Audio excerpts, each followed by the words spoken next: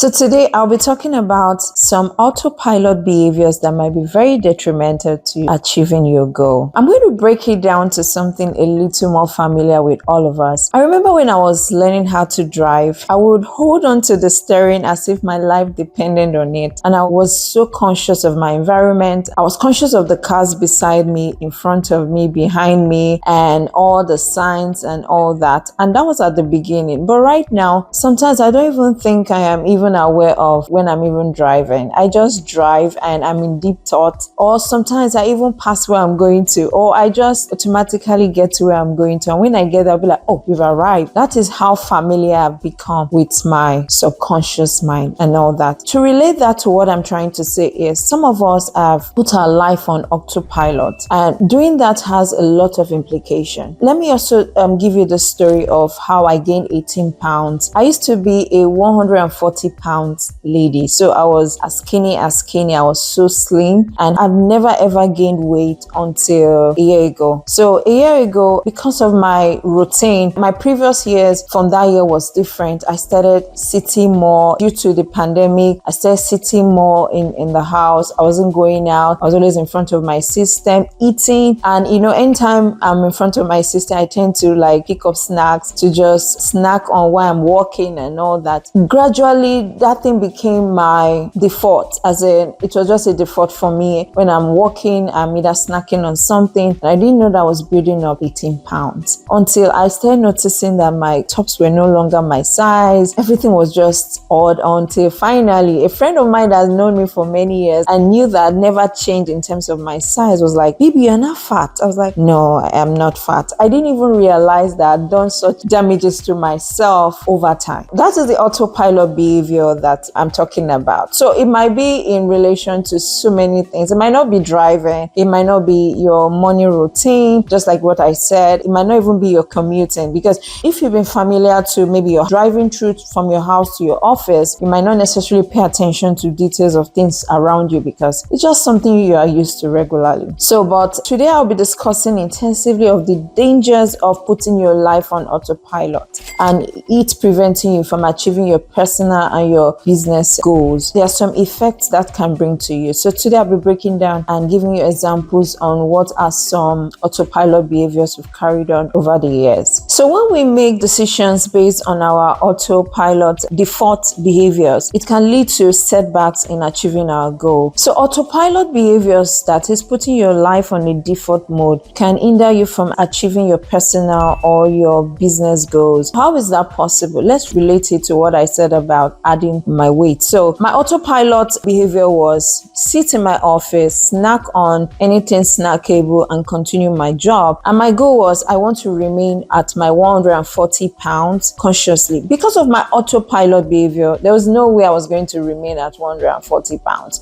That was not going to happen. Doing your business in absolute ways can also bring about detrimental results to your business, to your goal. You might not be achieving that returns or that business that you want. For example, most businesses are on social media platforms. Some of them are already using AI to automate their systems. Some of them are using CRM systems to make their systems centralized with their investors and all that. If you are not updating or following up with the trend, you'll be left behind. So this is where autopilot and behavior becomes very detrimental to achieving your goal. So the first thing for you to bring out your life or bring out your business or redirect your life from the autopilot patterns or behavior that you set it to be is, first of all, coming to the realization that there's trouble somewhere. So you need to bring yourself to that consciousness of there is an issue somewhere, there's something going on, and I need to find out what that is. Now, the thing that would have stopped me is if my autoplay behavior was not going to align with my present and ultimately to my goal. So my goal was I was going to reduce weight. So what I was going to do was, by getting educated from my doctor had told me what to do. I need to exercise. I need to stop eating this. I need to get up from my desk. I don't have to sit there for so many hours and all that. That was the education I needed at that time. Translating it back to business. For your business, if your business is going the route that it's not supposed to go and you are wondering, why am I not achieving that result I'm supposed to achieve? The first thing for you to do is get aware of what the problem is. What exactly is the problem? Why is my business is not functioning as it is. The moment you come to the realization of what the exact problem is, then you need to fix it by getting educated. So you might decide to go for trainings or bringing in consultants to help you out in the entire process to see how you can update your system to become more familiar with the reality of life and setting it apart to achieving your goal. So that is the number 2 thing you need to do. Bring that subconscious mind to conscious mind. Then also getting educated until you uncover those things in your life that you've put as autoplay or autopilot.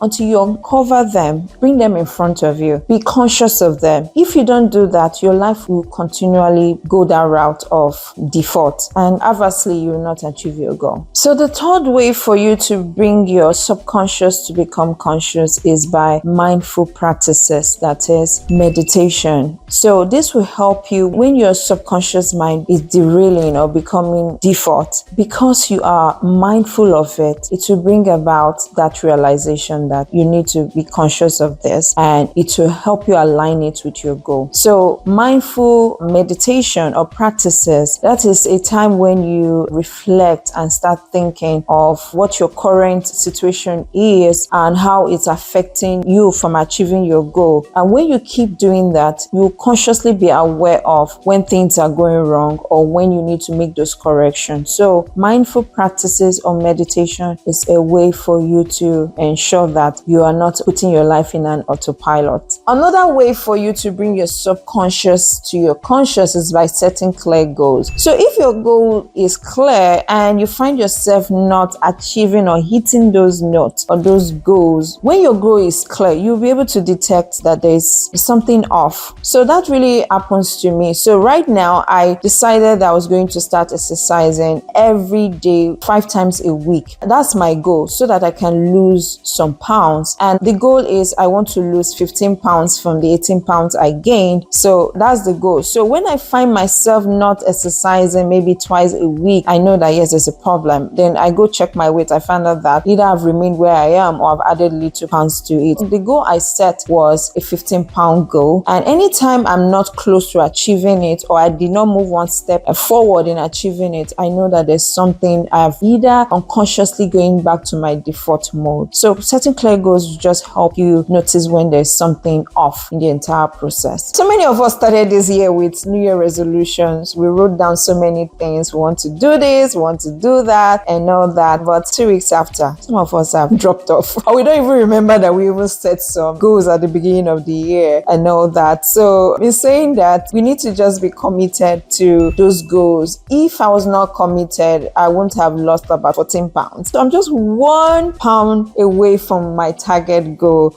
If I was not committed to it, it's not an easy endeavor. Sometimes I don't even have the time, but I decided that if I can do my exercise in the morning, I can do it in the afternoon. If I can do it in the afternoon, I can do it in the evening. It's a lot of commitment, a conscious action, a conscious commitment from me saying that I want to deliberately lose this fat. I want to deliberately lose this weight by doing this exercise. Bringing it back to business, if you have a goal to maybe become financially free in 5 years, you must be committed to doing the things that will help you become financially free in 5 years. And what are those things that will help you become financially free in 5 years? After getting educated, you need to look for that investment that will help you achieve your goal of becoming financially free in 5 years. For me, mine is multifamily. Based on different experiences I have, I've known that multifamily is my vehicle of becoming financially free. Because of that, I remain committed and consistent. It's a challenging journey. It's a very difficult journey. But because I've decided I'll be committed, I've set my goal that is so clear. I've decided I'm not going to give up. I'm not going to remain committed to it. So that is what I'm challenging you to do. Do not place your life on autopilot or default mode, or the way you were 4 years ago is the same way you are now. Things are changing. Trends are moving. You need to constantly build yourself. You need to constantly improve on yourself so that you can meet up with the goal that you intend to achieve. So by remaining committed to not making our life run in autopilot, but rather making it a conscious action from us, it will help our life. We'll prevent the risk of not achieving our goal. We'll be able to fulfill our personal and our professional or business business goals that we set out to do. I would like to hear from any one of you that is currently going through the challenge of taking your life from that subconscious default mode to a conscious default mode. What are the steps that you are thinking of taking, or what are the steps that you've taken that have helped you throughout the entire process? This is all I have for today, and I hope you have a wonderful day. Cheers.